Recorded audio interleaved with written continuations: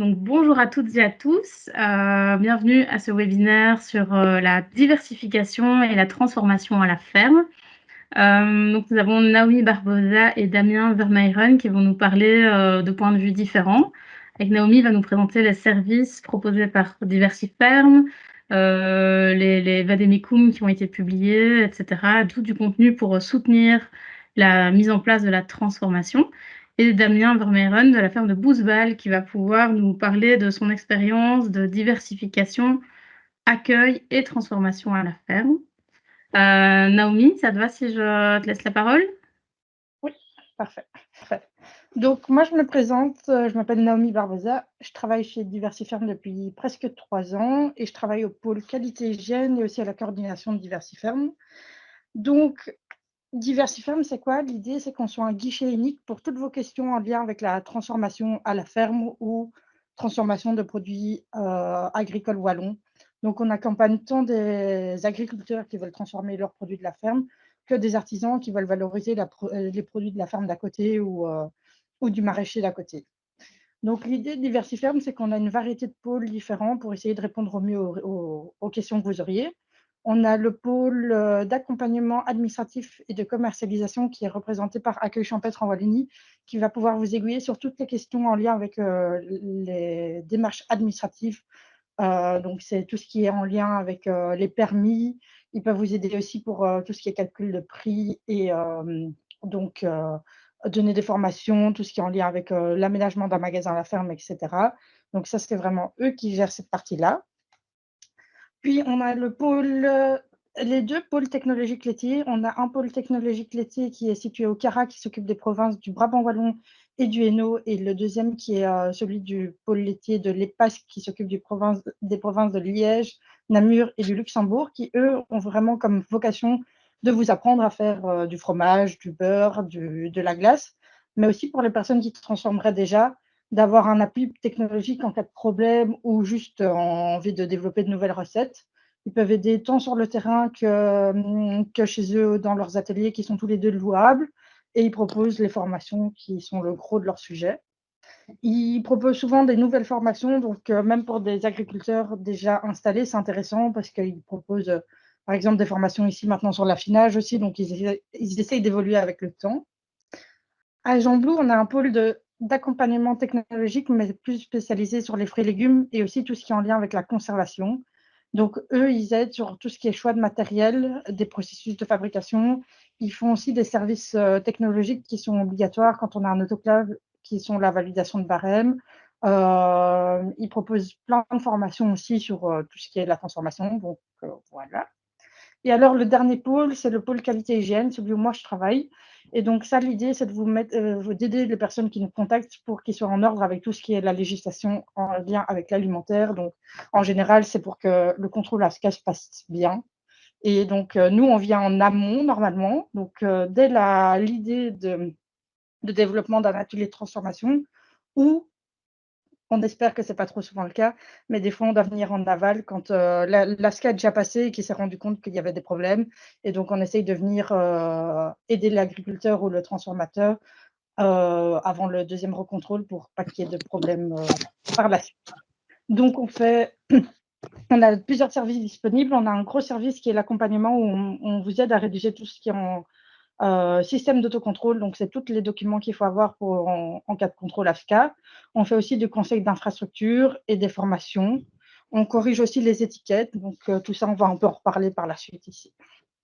Donc, Naomi, voilà. je te coupe, mais je crois que tu as un message Teams et si tu cliques sur masquer, il ne va plus apparaître à notre écran. Ouais. Pardon, voilà. Merci. Oui.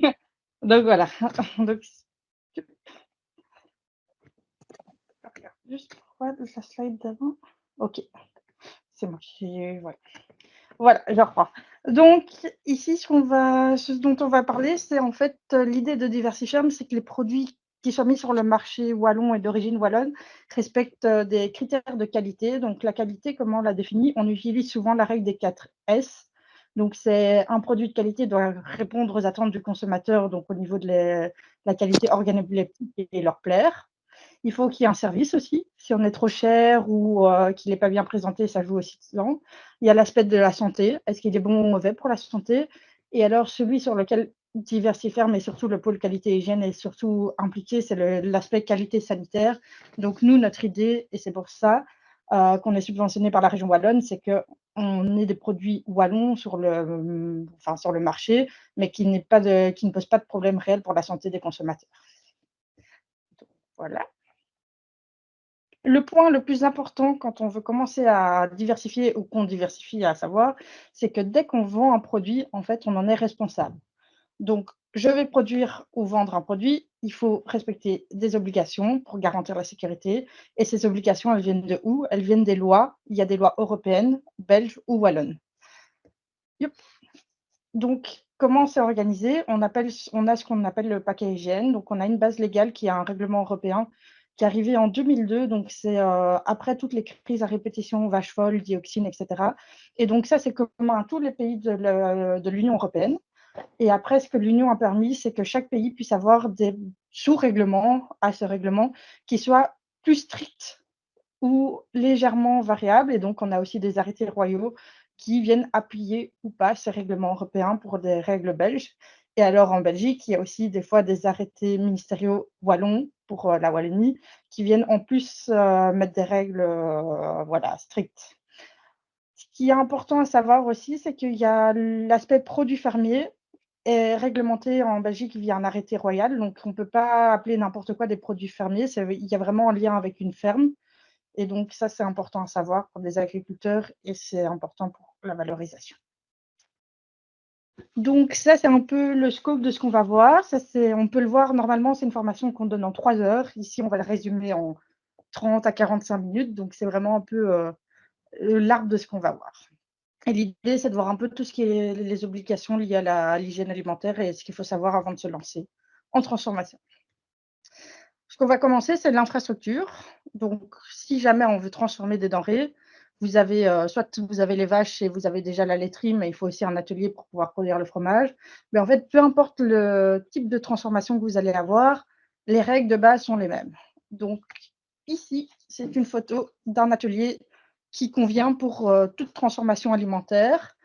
En fonction, il y a toujours des petites variantes qu'il peut y avoir ou des petites améliorations qui peuvent être mises en plus, enfin, qui doivent être aménagées en plus, mais cet atelier correspond globalement à toutes les attentes, euh, toutes les législations.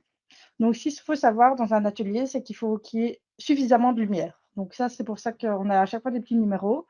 C'est un outil qui est mis en ligne sur notre site et il y a le lien sur la DIA où il y a vraiment de l'explication de chaque point. Mais donc, un point important, c'est qu'il y ait suffisamment de lumière. Pourquoi? Parce que, évidemment, quand on produit des denrées, si on produit dans le noir, on ne voit pas ce qu'on fait. Et donc, en fait, on pourrait ne pas voir que le produit qu'on a fait a la mauvaise couleur ou il y a quelque chose dedans. Donc, ça, c'est super important. De façon générale, toutes les surfaces qui sont utilisées dans un atelier alimentaire doivent correspondre à une règle, c'est qu'ils doivent être lisses, lavables, non poreux et non toxiques. Donc ça veut dire quoi? Ça veut dire qu'on puisse les laver facilement et en fait, on ne veut pas de bois ou des matériels qui permettraient de garder en fait des liquides et donc de rééjecter en fait des choses à la réutilisation. Donc en général, ce qu'on utilise en alimentaire, c'est pour les surfaces du type les murs ou les plafonds, c'est soit du carrelage, soit du panneau sandwich ou soit de la peinture alimentaire. Nous, on conseille juste pas la peinture alimentaire quand on est en transformation qui est assez humide, style transformation fromagère, parce que ça s'écaille alors très vite avec l'humidité. C'est comme le même principe que dans une salle de bain. Et donc, en fait, on doit repeindre tous les 6 mois ou tous les 3 mois parce que ça s'écaille tout le temps. Et l'AFSCA n'accepte pas qu'il y ait de la peinture écaillée parce que ça pourrait tomber dans des denrées et donc être dangereux. Qu'est-ce qu'il y a? Pour le sol, il faut aussi un sol qui soit lisse. Donc, en général, soit certains font couler une résine comme on a sur la photo, époxy. Il y en a qui gardent un béton qui a été vraiment lissé pour empêcher qu'il soit poreux, ou il y en a qui mettent des carrelages au sol. Il faut juste faire attention au carrelage, de mettre pas des trop grands carrelages, parce qu'au plus on met des grands carrelages, au plus, en fait, au moins on adjoint et donc au plus ça devient glissant et dans des transformations humides style fromagerie, ben en fait ça peut être dangereux pour la personne qui transforme, elle pourrait risquer de glisser. Il faut des évacuations de l'air, donc ça c'est une chose importante, on ne peut pas avoir de l'air pollué qui communique directement avec l'atelier. Donc ça veut dire quoi? c'est que si on a les tables ou la sortie de fumier, on ne peut pas avoir une fenêtre qui donne directement dans l'atelier pour éviter que l'air du fumier ne rentre directement dans l'atelier de transformation. Idem avec les toilettes humaines. S'il y a une toilette, il faut qu'il y ait au moins la porte des toilettes plus une autre porte avant d'arriver dans l'atelier. Donc la porte des toilettes ne peut pas s'ouvrir directement dans l'atelier de transformation. Si on a une fenêtre, on pourrait se dire que c'est le système qui sert à ouvrir et fermer la fenêtre et donc à changer l'air. Mais alors, il faut une moustiquaire pour éviter que toute l'intrusion de mouches et autres. Un point très, très important au niveau de la transformation, c'est les postes de lavage des mains. Donc ça, c'est vraiment essentiel. Il en faut, ici sur la photo, on voit qu'il y en a un dans l'espèce de petit sas ici, et puis il y en a un dans l'atelier. Donc, soit on en a deux, comme ici, donc un à l'entrée de l'atelier pour dire que dès qu'on rentre dans l'atelier, en fait, on se lave les mains. Soit on en a un seul, si on a un petit atelier, mais alors là, il faut d'office un évier double bac. Pourquoi? Parce que comme tout le monde à la maison, quand on transforme, il y a de la vaisselle. Et donc, l'ASCA estime qu'il faut au moins avoir un bac disponible toujours pour pouvoir se laver les mains et qu'il y en a un qui servira à entasser la vaisselle dedans. Et donc, voilà, c'est ça. Donc, le poste lavage des mains, il doit être équipé de savon liquide parce qu'il faut éviter d'avoir quelque chose qui stagne et qui est à moitié humide et qui permettrait le développement de micro-organismes dessus. Il faut un moyen de séchage à usage unique. Donc, soit c'est des essuie-tout qu'on trouve emballés, soit on pourrait avoir des essuies à main, mais ils doivent être changés à chaque utilisation. Il faut un système d'évacuation des déchets qui se referme et qui s'utilise sans main. Donc, en général, on conseille des petites poubelles à pied, que ce soit pour les essuies ou même si c'est des essuies papier ou des essuies textiles. Et alors, on les vide en fin de journée. Et il faut de l'eau qui soit soit eau chaude, eau froide ou de l'eau mitigée. Donc, voilà. Ici, le seul truc qui pourrait être aménagé en plus dans cet atelier qui n'a pas été fait, ce serait une porte qui séparait en fait le sas. Donc, les points 11, 12, en fait, l'idéal, ce serait d'avoir une porte pour vraiment avoir un aspect sas et puis tout l'atelier de transformation. Ça, si jamais vous avez des questions, même au niveau de la conception, on fait aussi de la vie sur plan ou de la vie en terrain où on se déplace pour voir avec vous comment on pourrait imaginer l'atelier pour qu'il soit au mieux, qu'il corresponde au mieux aux normes réglementaires. Donc voilà. Pour toutes aussi vos questions liées à la conception d'un atelier de transformation, on a travaillé avec Prevent Agri sur des fiches qui détaillent, vraiment des fiches détaillées sur les portes, fenêtres, les plafonds, etc. Et même sur l'ergonomie, sur chaque petit élément, comparer les prix, leurs avantages, inconvénients. Donc, toutes ces fiches sont en libre accès sur notre site web. Et donc, ça, je vous invite à les consulter si jamais vous avez besoin de concevoir un atelier. Voilà. Alors, si vous voulez transformer, normalement, vous êtes tous agriculteurs, donc vous êtes tous déjà connus de l'ASCA, mais la transformation demande d'avoir une nouvelle activité. Donc, c'est ça qu'on va voir. Comment l'ASCA fonctionne, c'est que toutes les activités liées à la chaîne alimentaire doivent être déclarées. On a 3 niveaux d'activité. On a l'enregistrement, l'autorisation et l'agrément. Ici, en fait, on a une petite flèche. L'enregistrement, c'est les activités qui demandent, normalement, qui ont le plus faible risque sur la santé, sur l'aspect sanitaire. Et l'agrément, c'est celle où il y a le plus grand danger. Donc, en fonction de l'activité qu'on va enregistrer, ils vont nous dire que c'est une activité qui sera une autorisation ou un agrément. Et donc, si c'est un agrément, les exigences qui seront à mettre en place seront beaucoup plus élevées parce qu'il y a des risques plus forts. L'ASCA, ce qu'il faut savoir, c'est que l'ASCA, c'est un service fédéral. Donc, il y a le siège fédéral qui est basé à Bruxelles et il y a chaque fois des unités locales de contrôle qui avant étaient des unités provinciales. Dans chaque province, et pour le Namur et le Brabant wallon, elles sont communes. Mais donc, dans chaque ULC, comme on dit, il y a 3 secteurs. Il y a le quatrième, c'est l'import-export, mais ça ne nous concerne vraiment pas, sauf si vous voulez un jour vous diversifier à l'extérieur de la Belgique, mais voilà, ça c'est encore différent. Mais sinon, on a le secteur de la distribution, qui est en lien avec tout ce qui est les supermarchés, les restaurants, mais aussi certaines activités de transformation. On a le secteur primaire, donc ça c'est normalement en tant qu'agriculteur, vous êtes tous connus à l'ASCA et contrôlés par des contrôleurs du secteur primaire. Et on a le secteur de la transformation, qui lui, vraiment, est le secteur qui fait tant des grosses usines du style Danone, Ferrero, comme on a entendu ici il y a quelques années, etc., que certains petits transformateurs, mais qui vendent principalement à d'autres professionnels ou pas. Donc, voilà. Alors, quand on vend et quand on transforme, dès qu'il y a de la transformation, en fait, on aura d'office une activité qui est du type autorisation, parce qu'il y a quand même l'aspect de manipuler des denrées et de les transformer. Et donc, il y a quand même un risque sur la santé sanitaire. Tout ce qui est denrées d'origine végétale, en fait, il y a 2 secteurs de vente, donc pardon, c'est le B2C ou le B2B. B2C, ça veut dire qu'on est un business, donc vous êtes un professionnel qui vend principalement au C, donc c'est consumer, donc c'est principalement au client final. Donc ça, c'est vous faites principalement, on appelle ça aussi de la vente directe. Vous avez, vous, chez vous, un magasin à la ferme, vous faites du B2C. Vous faites exclusivement des marchés, vous faites du B2C. Donc ça, c'est le B2C. Le B2B, c'est business to business, donc c'est vraiment, vous vendez principalement à d'autres professionnels du secteur, des restaurants, des grossistes, voilà. Vous livrez les magasins et vous ne voulez pas, en fait, vous embêter avec l'aspect, je gère moi-même la vente de ma marchandise. Donc, en transformation, on va dire d'origine végétale, non animale, qu'on soit en vente directe ou indirecte, on aura tout, à la fois chaque fois une autorisation, une activité qui sera du style autorisation. Donc, les exigences seront assez similaires entre les 2 secteurs. C'est juste que dans le premier cas, on sera contrôlé par le secteur de la distribution et dans le deuxième cas, on sera contrôlé par le secteur de la transformation au niveau de l'AFSCA. Par contre, au niveau des denrées d'origine animale, comme c'est de l'animal et donc il y a des risques de zoonose et donc on a assez peur liées aux crises de la vache folle, etc. Tant qu'on fait de la vente directe, donc qu'on a un certain contrôle sur sa marchandise, on reste dans une activité du type autorisation.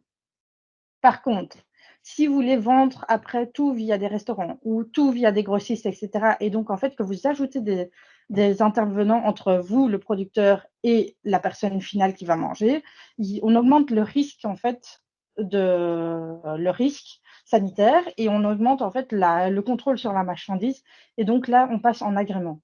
L'agrément, surtout en viande, mais ça on va voir, ça a des exigences beaucoup plus élevées qu'une autorisation. Donc ça, il faut y réfléchir. Il y a certains produits qui peuvent être vendus sans même avoir besoin d'autorisation de transformation. Et donc ça, c'est ce qu'on va voir. Alors, vous avez l'enregistrement pour la production primaire. En fait, vous avez le droit de vendre tout ce qui est du lait cru, des œufs, des produits de la ruche, des fruits et légumes, de la viande de lapin ou de volaille que vous avez fait vous-même ou du poisson. Donc ça, il ne faut même pas d'enregistrement en plus. Mais on va voir ça un peu plus en détail. Donc pour le lait cru, quelles sont les possibilités? Vous êtes producteur de lait, vous avez une laiterie qui vient vous chercher. En fait, vous avez le droit de vendre directement chez vous à la ferme, en colportage, sur le marché, via des distributeurs ou via un commerce de détail chez vous. Le seul truc qu'il faut faire, c'est que vous ayez une petite étiquette qui rappelle bien au consommateur que le lait doit être bouilli avant consommation et qui peut être consommé dans les 3 jours maximum après la traite. Donc avoir aussi, si jamais vous fonctionnez avec un distributeur, un petit écriteau ou une petite affiche où il y a marqué le lait de quelle traite c'est et alors les températures de conservation. Ce qu'il faut avoir donc pour la vente de lait cru, vous devez être connu de l'ASCA pour la détention des animaux, vous devez être connu de l'ASCA parce que vous produisez du lait, vous devez être aussi connu de l'ARCIA parce que vous avez des animaux. Il y a aussi des règles au niveau des maladies, donc ça c'est lié, aux zoonoses.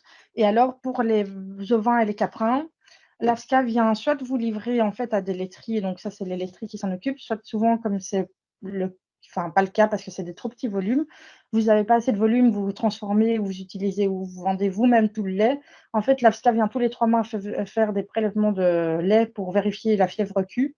Et si jamais vous avez un problème et une détection de fièvre Q dans votre troupeau, vous devez vacciner obligatoirement tous les animaux.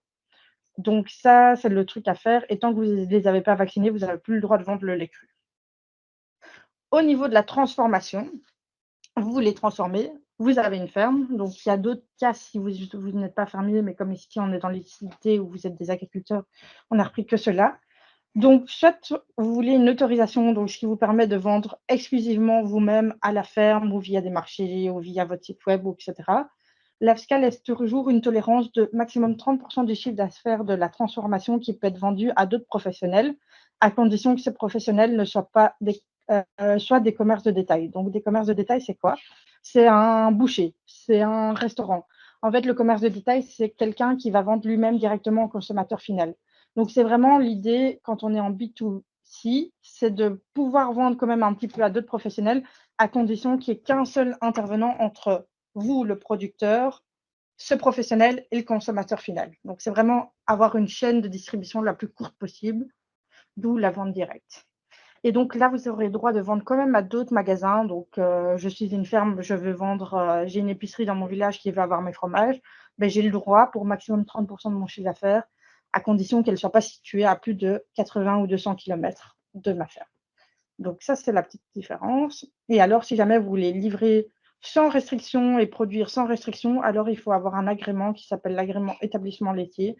Et donc là, vous pouvez livrer dans toute l'Europe, enfin dans toute l'Union européenne, pardon, et vous n'avez pas de restriction de vente au niveau chiffre d'affaires, ni rien, et vous pouvez livrer des grossistes. Pour les œufs. Alors, les œufs, si vous avez moins de 50 poules, vous devez être connu de l'ARCIA, parce que l'ARCIA doit savoir où sont toutes les poules, mais par contre, pour l'AFSCA, il n'y a rien à faire. Vous pouvez vendre vos œufs crus. Les volailles pondeuses, par contre, là, dès qu'on en a plus que 50, il faut avoir un enregistrement AFSCA et être connu de l'ARCIA. Et dès qu'on en a plus que 200, là, il faut avoir une autorisation à l'AFSCA parce qu'il y a des conditions spécifiques. Il faut par exemple des pédiluves et tout ça. Et ça, je vous ai remis le lien de la circulaire générale où il y a toutes les exigences pour dès qu'on a plus que 200 poules pondeuses à la fois. Donc ça, c'est vraiment, il faut regarder en fonction des lots ou pas. Il y a des fois, en fonction des poulaillers mobiles, ben, ça intervient ou pas. Les ventes d'œufs, ben voilà, vous pouvez les vendre, c'est un peu le même principe que pour les laits crus. Donc, c'est production par colportage, marché ou via les distributeurs. Donc, ça, c'est l'idée. Si vous voulez vendre vos œufs, même des œufs non transformés, à un autre professionnel, que ce soit même juste un restaurant, donc un commerce de détail, il faut qu'ils soient par contre, eux, estampillés. Et donc, il faut qu'ils passent via un centre d'emballage. Donc, un centre d'emballage, c'est pas d'office quelque chose d'énorme industriel. Ça peut être fait avec la calibration et le mirage peut être fait juste avec une lampe de poche, mais il faut une salle spécifique pour vérifier l'état des œufs. Donc ça, c'est la chose. Et alors, pour tout ce qui est autre espèce que poule, si jamais, il faut juste un enregistrement, il n'y a pas besoin d'estampille.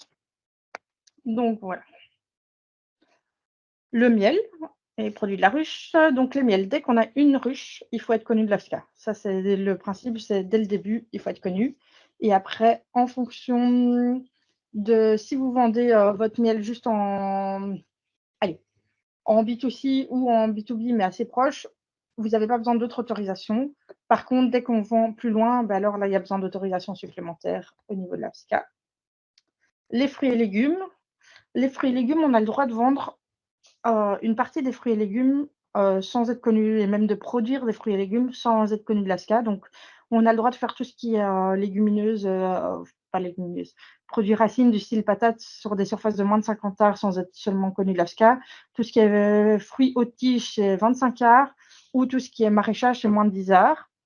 Par contre, même si vous avez des petites surfaces et que vous vous livrez à d'autres professionnels, il faut que vous soyez connu de l'AFSCA pour la production primaire. Donc ça concerne plutôt les personnes qui font des tisanes ou autres. C'est pas trop votre cas, je pense. Donc voilà. Dès que vous voulez faire de la transformation à la ferme, donc c'est quoi? C'est farine, conserve, du jus, etc. Si vous êtes principalement en vente directe, donc B2C, il suffit d'avoir l'autorisation commerce de détail avec transformation. Sinon, il faudra être dans le secteur de la transformation de l'AFSCA. Et donc, c'est le fabricant et en fonction de ce que vous faites, si c'est du jus de fruits, c'est le fabricant de dérivés de fruits, ben, il faut avoir la bonne terminologie. Et donc, c'est toujours l'idée en B2C, on est limité, il y a des limitations. Pour la vente à d'autres professionnels, en B2B, on peut vendre sans limitation à d'autres professionnels et sans limitation de distance. Si jamais vous avez des animaux et que vous voulez les abattre à la ferme, il y a le moyen pour certains. Donc, c'est surtout pour les volailles et les lapins. Donc, les volailles et les lapins, tant que vous en avez maximum 500 par an ou 250 lapins, il y a moyen, vous avez juste une enregistration pour un enregistrement au niveau de l'ASCA et en fait, vous pouvez les vendre, les abattre à la ferme sans infrastructure très grosse et il n'y a pas de contrôle ni rien. Si vous en avez, les nombres sont sur la dia, mais il faut une autorisation et donc là, il faut quand même un certain équipement pour l'abattage et il y a un contrôle. Et si vous avez vraiment, vous dépassez les 7500 ou les 1000, là, il faut être un abattoir agréé. Donc ça demande beaucoup plus d'exigences. Les contrôles, c'est avant ou après. Donc voilà, ça c'est vraiment les abattoirs agréés. Il y en a 25, je pense, sur la Wallonie. Et pour les volailles, il y en a une dizaine. Donc ça, c'est à voir. Alors là, il y a tout ce qui Je reprends, pardon. Hop. Donc ici, il y a ce qui a marqué l'abattage et la découpe de volailles. En fait, si vous abattez sous enregistrement, vous n'avez pas le droit de découper les volailles ou les lapins. C'est juste uniquement en deux et ça doit être livré au même client et à sa demande devant lui. Si vous êtes en autorisation, il y a moyen de le découper seulement si vous avez aussi une autorisation de boucherie. Sinon, en fait, on n'a pas le droit de manipuler de la viande crue sans être boucherie ou atelier de découpe. Et en fonction de si c'est sous agrément, c'est le même principe, soit de boucherie, soit atelier de découpe. Voilà. Alors, pour un abattage de volailles hors exploitation, en fait, vous êtes obligé, si vous voulez vendre après vos volailles, vous êtes obligé de passer via un abattoir agréé. Donc ça, il y a la liste qui est disponible sur le site de l'AFSCA des abattoirs agréés. Et donc, il suffit de chercher le plus proche de chez vous, celui qui est le plus avec vos valeurs en fonction, parce qu'il y a des abattoirs qui sont en lien avec des coopératives. Donc voilà. Et alors, après, soit vous aurez emballé vos carcasses et vous les récupérez emballées, en fait, et vous ne manipulez pas de la viande crue, vous, et donc il vous suffit d'avoir l'autorisation de commerce des détails. Donc, je reprends. Vous allez livrer vos poulets, par exemple, vous allez livrer vos poulets à abattre. L'abatteur vous les rend emballés dans des sachets un par un. Mais alors, il vous suffit d'avoir l'autorisation commerce de détail si jamais vous les livrez uniquement à vos clients qui les auraient précommandés. Et si par contre vous voulez aussi les vendre à d'autres professionnels du style des restaurants, des trucs et des bazars, il vous faudra une autorisation de grossiste pour pouvoir les livrer. Donc voilà. En fonction de si vous abattez des volailles, vous les faites abattre à l'extérieur, ce qui est important à savoir, c'est qu'il y a des prélèvements à faire au niveau de l'élevage avant de les abattre. Et donc, en fait, il faut que vous alliez marcher dans le poulailler 3 semaines avant ou 6 en bio pour vérifier qu'il n'y ait pas de salmonelle présente dans le poulailler. Donc voilà. Et l'abattoir agréé doit aussi faire des analyses sur les carcasses et sur les peaux du cou, etc. Mais voilà, ça vous concerne pas.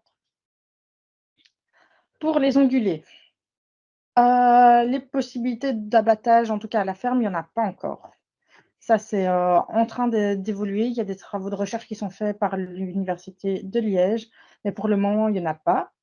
Par contre, évidemment, dès qu'on a des ongulés, il faut être, enregistré au niveau de la détention et alors le seul moyen d'abattre, c'est pour le moment, c'est de passer via des abattoirs agréés. Donc il faut aller, yup, yup, yup, dans un abattoir. On retrouve aussi la liste sur l'AFSCA et donc c'est amener ces bêtes et les faire abattre. Ce que j'ai oublié de dire, c'est que pour les porcs, les ovins et les caprins, il y a moyen de faire un abattage à la ferme, mais sans commercialisation. Donc, ce serait uniquement votre propre consommation personnelle du ménage. Mais par contre, il faut faire une déclaration à la commune avant cet abattage. Si jamais vous voulez vendre de la viande d'ongulés ou autre, alors vous pouvez le faire soit à la ferme. Donc, si vous voulez faire de la découpe, c'est à la ferme, soit via l'autorisation boucherie, soit via un agrément. Soit en fait, vous faites sous-traiter toutes ces découpes et vous revendez via des colis. Et donc là, il vous suffit, entre guillemets, de sous-traiter soit à un atelier de découpe, soit à une boucherie en fonction. Si vous sous-traitez à une boucherie, cette boucherie doit toujours être en possession de la carcasse qu'elle travaille. Donc il faudra, c'est un peu au niveau administratif, un peu plus de travail. Elle ne peut pas juste vous facturer le service d'avoir découpé votre carcasse. Elle doit racheter toute la carcasse et vous revendre tous les morceaux à la pièce. Donc ça, c'est une petite notion à savoir. Et par contre, vous, après, vous pouvez juste revendre les colis qui sont préemballés en emballage classique. Euh, voilà. Ce qu'il faut savoir aussi au niveau de la découpe de viande crue, c'est qu'au niveau des boucheries ou ateliers de découpe, c'est en Wallonie, c'est toujours soumis à un accès à la profession. Donc, on ne peut pas juste se dire que je vais créer une boucherie. Normalement, il faut un boucher qui soit enregistré au niveau de la boucherie quand on déclare cette activité. Donc, voilà. Ça, j'en ai parlé. Donc, c'est la commercialisation de viande. Donc, c'est le même principe que pour les poulets. Vous les faites découper ailleurs. Vous récupérez la viande déjà découpée ou déjà préparée et vous la revendez chez vous en colis ou pas, ou voilà, mais emballée. Donc, soit vous les vendez quasiment que à des particuliers, donc c'est le commerce de détail. Soit vous la vendez à d'autres restaurants ou quoi. Donc là, c'est grossiste. Mais vous n'avez plus le droit de repasser dans le circuit de la graine. Donc voilà, ça c'est un peu pour la partie un peu plus compliquée des enregistrements.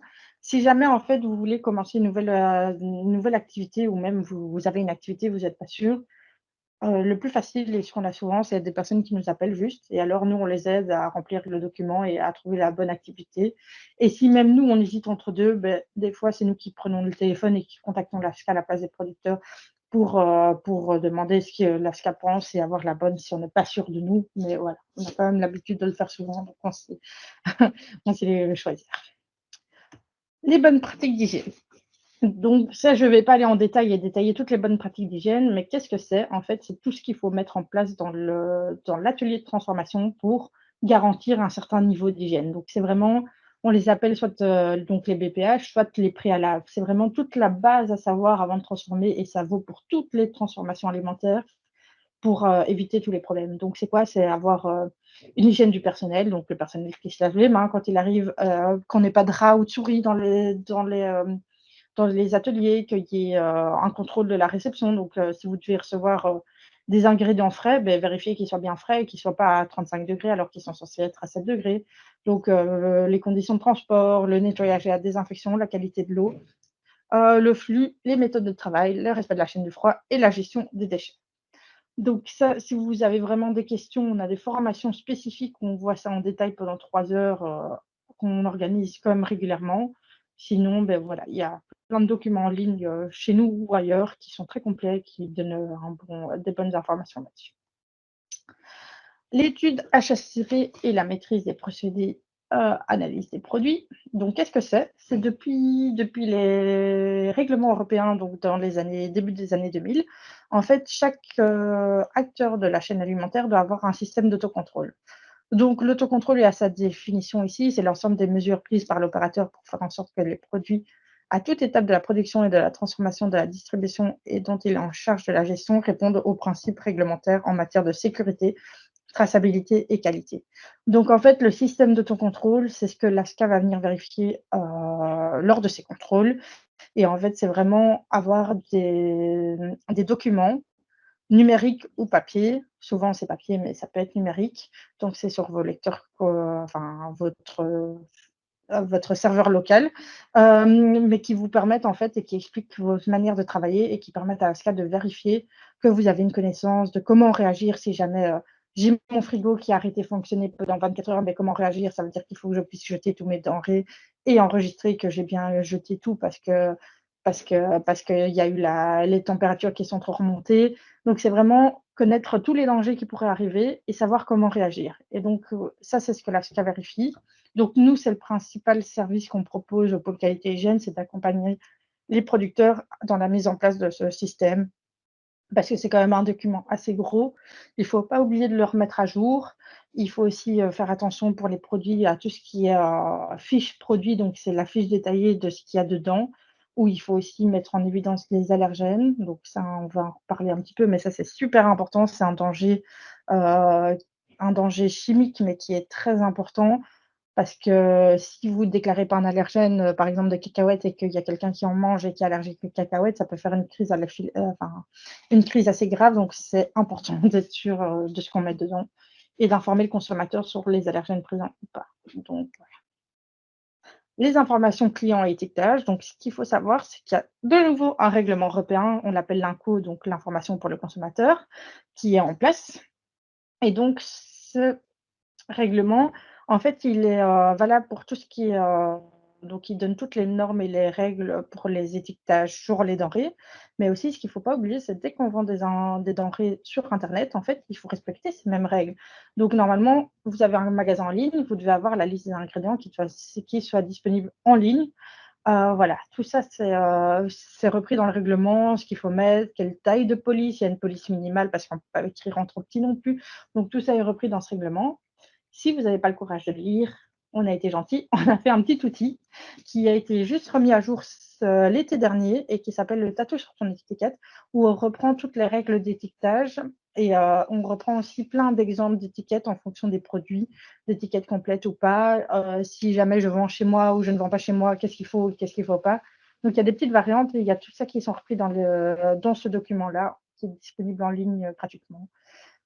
Si jamais vous faites des étiquettes et que vous n'êtes pas sûr, moi je vous conseillerais voilà, de nous contacter, de nous les envoyer. Nous, on les vérifie parce que sinon, des fois, ce qui arrive, c'est que des producteurs voilà, font leurs étiquettes, les font imprimer par lot de 2000 et en fait, ils se rendent compte qu'il y a une erreur dessus et que c'est une erreur style il manque un allergène et donc c'est une erreur grave en cas de contrôle et donc en fait, c'est 2 000 € d'étiquettes qui partent à la poubelle et donc ça fait quand même un certain coût.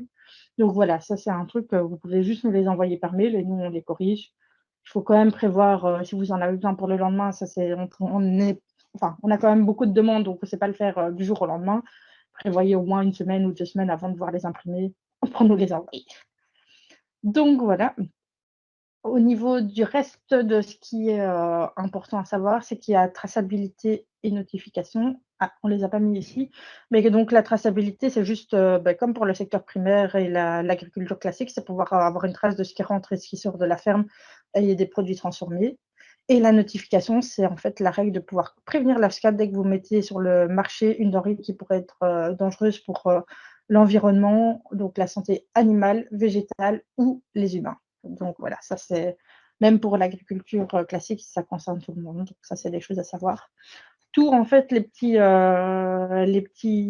ronds où il y a les petites fardes, en fait, c'est l'ensemble des éléments qui font partie d'un système d'autocontrôle. Donc voilà. Au niveau des autres outils qu'on a mis en place, on a aussi mis en place un vade-mecum de la valorisation des produits agricoles et de leur commercialisation en circuit court. Donc ça, c'est un document qui est aussi en libre accès sur notre site, etc. Il est en train d'être mis à jour. On espère qu'il sera fini pour juin 2025. Ça, c'est notre objectif principal. Et en fait, c'est vraiment, ça reprend toutes les étapes et tout ce qu'il faut savoir. Si vous voulez, vous commencez à transformer, vous êtes maraîcher, vous voulez commencer à faire de la transformation aussi. Ben, en fait, il y a tout ce qu'il faut savoir, quel permis il faudrait demander à la commune, quelle autorisation je dois faire en fonction de quel circuit de vente. Ben, tout ça, c'est repris et c'est fiche par fiche. Et donc, on essaye de les remettre à jour. Moi, je vous conseillerais d'aller voir la version en ligne. Et donc, en fur et à mesure où on avance dans la mise à jour, on mettra des versions en ligne à jour. Si vous avez la moindre question en lien avec la transformation, peu importe le pôle, le plus facile, c'est de nous contacter soit par téléphone, soit par mail. Et donc, nous, en fonction de la question qu'on a, ben, on répartit au bon pôle parce que voilà. Ou sinon, si vous êtes sûr que c'est une question pour de la transformation, je suis producteur dans le Hainaut et que j'ai une question pour la fabrication de mes fromages, ben là, vous pouvez directement contacter notre pôle du Cara. C'est eux qui vous répondront quand même, mais si vous n'êtes pas sûr, le plus simple, c'est de nous envoyer. Vous pouvez aussi nous suivre sur les réseaux sociaux. On essaye d'être plus actifs et de poster des informations. Donc voilà, comme ça, vous savez. Merci beaucoup.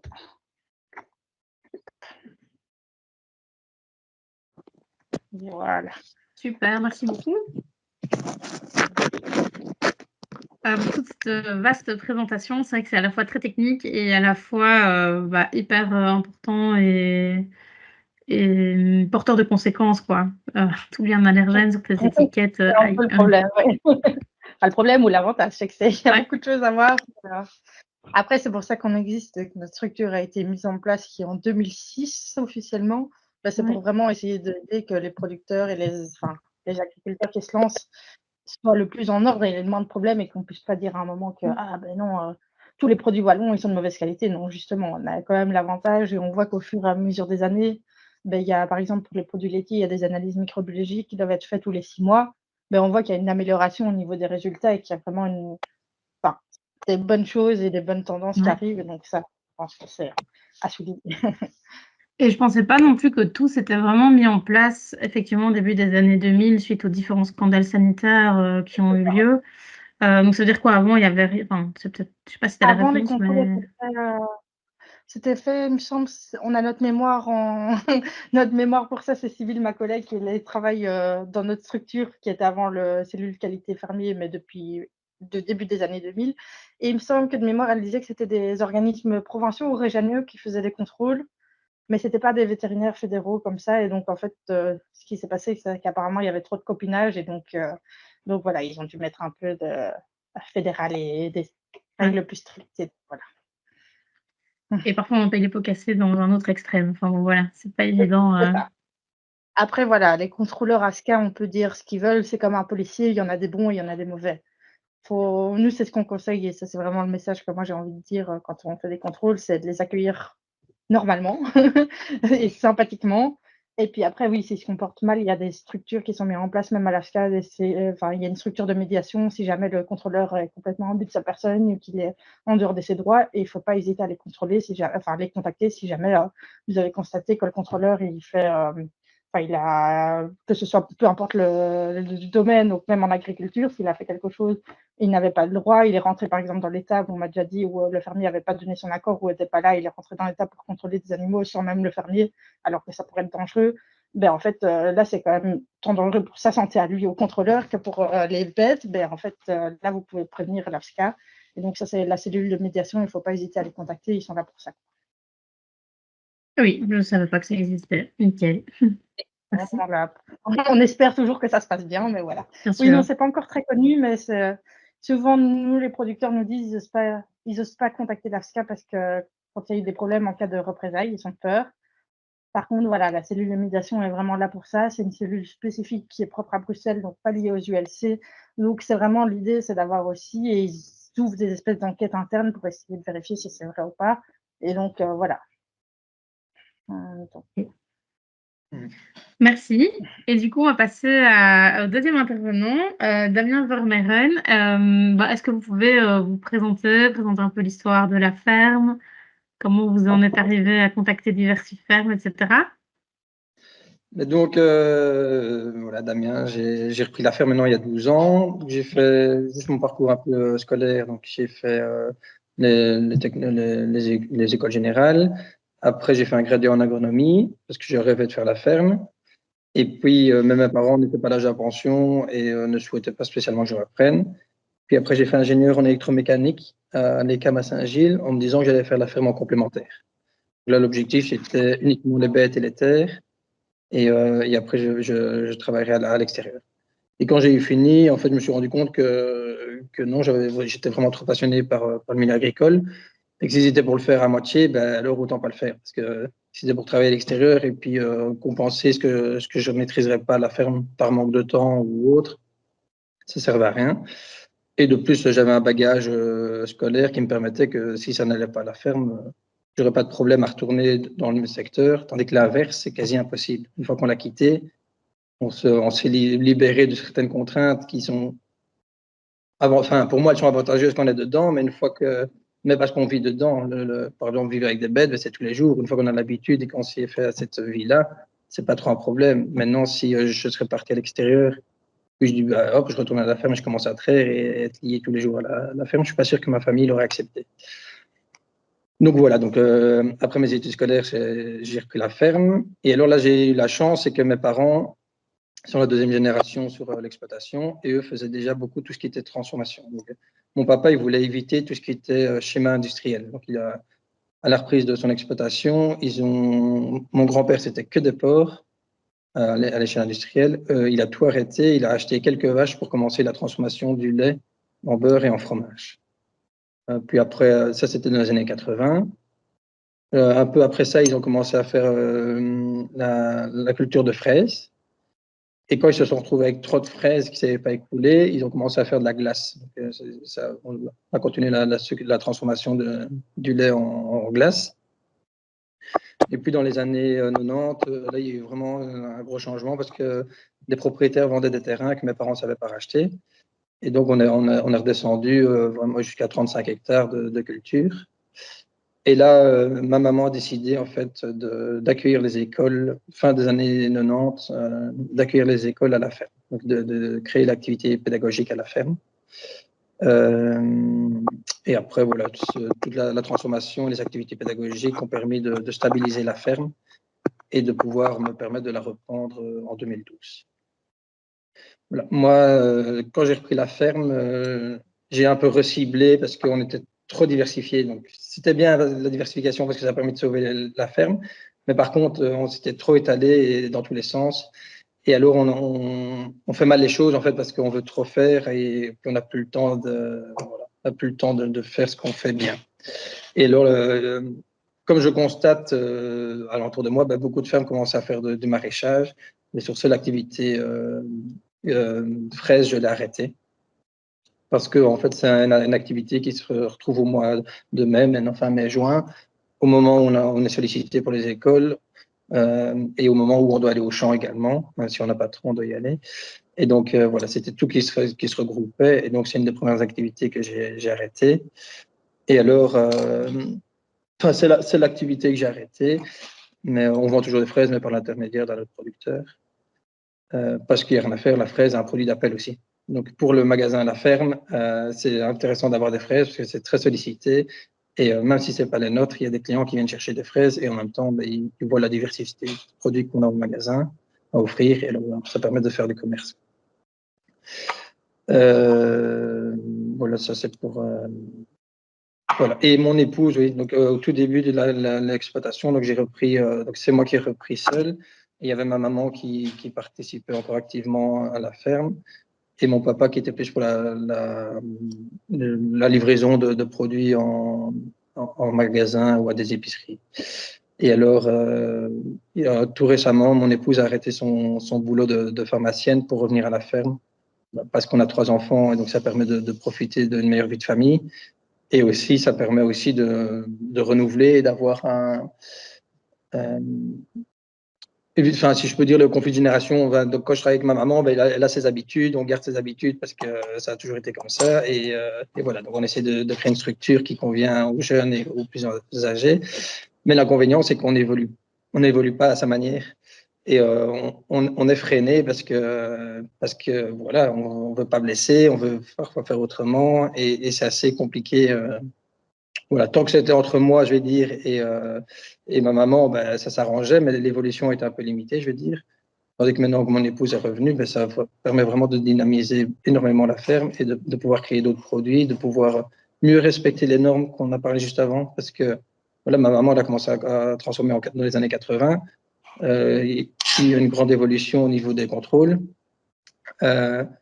Et ça n'a pas facilité. Quand moi j'ai repris, ça n'a pas facilité parce que voilà, bêtement l'enregistrement des températures des frigos ou quoi, ma maman trouvait que c'était inutile. On voit bien que le frigo il fonctionne et puis c'est tout. Mais voilà, quand la SCA vient et qu'elle demande l'enregistrement, ben, si on n'a pas, on se fait taper sur les doigts. Et c'est un détail parmi d'autres. Et donc voilà, donc c'est important enfin pour moi c'est important de travailler avec un peu la même. C'est important d'avoir de l'expérience des plus âgés, mais c'est important de travailler avec des jeunes qui permettent de dynamiser et de donner un coup de fouet pour pouvoir changer, oser changer. Voilà, ça c'est un peu quelque chose que j'aime bien dire, c'est ne pas avoir peur du changement, parce que souvent on regrette de ne pas l'avoir fait plus tôt quand on a changé. Maintenant le changement fait peur, mais c'est très rare que, en tout cas dans mon expérience, c'est très rare que j'ai été déçu de ce que j'ai fait évoluer. Et alors là, oui, au niveau de la transformation, on a aussi, lors de ma reprise, j'ai eu la chance, c'est que on a été sollicité à ce moment-là, il y avait beaucoup d'épiceries qui se mettaient en place. Et on a été sollicité par une grande chaîne de magasins parce qu'ils voulaient faire des rayons producteurs locaux. Et alors, mon papa était assez frustré parce que j'ai dit, attends, je vais parler avec eux pour voir ce qu'ils attendent. Et ils disaient, non, tu ne travailles pas avec ceux-là. Enfin, ils ne voulaient pas parce que voilà, des chaînes industrielles. Et au final, j'ai quand même accepté parce qu'il y avait une charte de respect l'un envers l'autre. Et les 3 points importants que je trouvais, c'était pas de contrainte de volume. C'est nous qui imposions notre prix.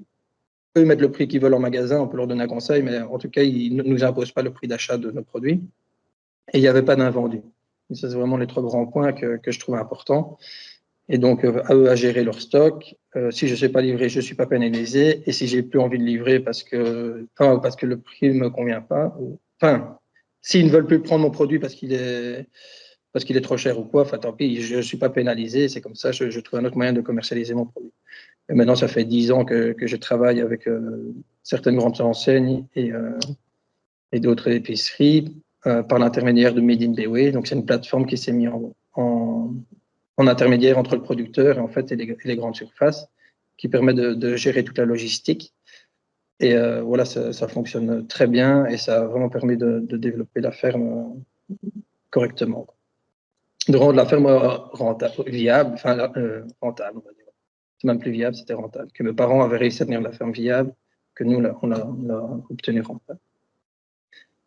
Donc, vous parlez de votre épouse qui est revenue sur l'exploitation de manière assez récente et qui permet de redynamiser les activités. Vous avez ajouté des nouvelles activités à tout ça ou c'est vraiment plutôt une réorganisation interne? Étoffer la production de fromage. Donc, le lait, il est transformé en... Donc, moi, je traite que 15 vaches à la ferme. Donc, l'objectif, c'est qu'on n'a jamais travaillé avec les laiteries. Donc, tout le lait a toujours été transformé. Donc, si jamais on a trop de lait, il part pour les veaux. Mais donc, on sépare la crème du lait tous les jours. Et alors, on décide ce qu'on fait avec. Et donc, dans notre production, c'est le beurre. On vend du lait cru ou du lait pasteurisé, du fromage à pâte pressée et du fromage frais, yaourt. Voilà. Et donc, en fait, dans tout ce qui est fromage, mon épouse a vraiment mis. Quand c'était mes parents, c'était que un ou deux. Enfin, donc on avait deux fromages, on avait trois fromages à pâte pressée, on avait deux fromages frais et les yaourts nature, et puis c'était tout. Donc, ça correspondait à une demande d'un certain type de client, mais pas à la jeune génération qui veulent des produits beaucoup plus variés. Et alors, voilà, mon épouse, elle innove, elle essaye de faire différents types de fromages. Elle fait, dans les fromages à pâte pressée, elle fait des fromages à la bière, aux orties. Elle les assaisonne en fonction de la période. Quand c'est Noël, elle trouve d'autres épices à mettre dedans, pour plus à la cannelle ou autre, pour essayer voilà, d'attirer le consommateur et de satisfaire aussi un besoin.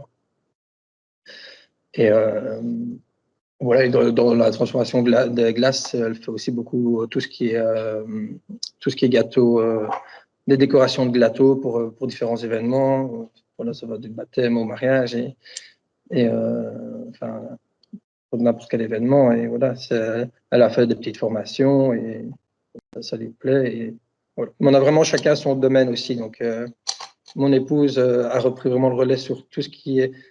Et ce qui est important dans la nouvelle génération, je veux dire, c'est que quand c'était ma maman, donc, ouais, excusez-moi. Donc, mon épouse a fait tout ce qui est la transformation du lait et la gestion, je veux dire, des inscriptions des écoles et des stages des enfants à la ferme. Et alors, moi, je m'occupe de tout ce qui est bête, culture et la participation des enfants dans la ferme. C'est moi qui explique, qui fait visiter la ferme. Et donc, le fait que mon épouse soit revenue à la ferme et à gérer le pôle transformation laitière, ça a permis de redynamiser et d'être autonome. Parce que, comme j'expliquais avant, c'était ma maman qui le faisait.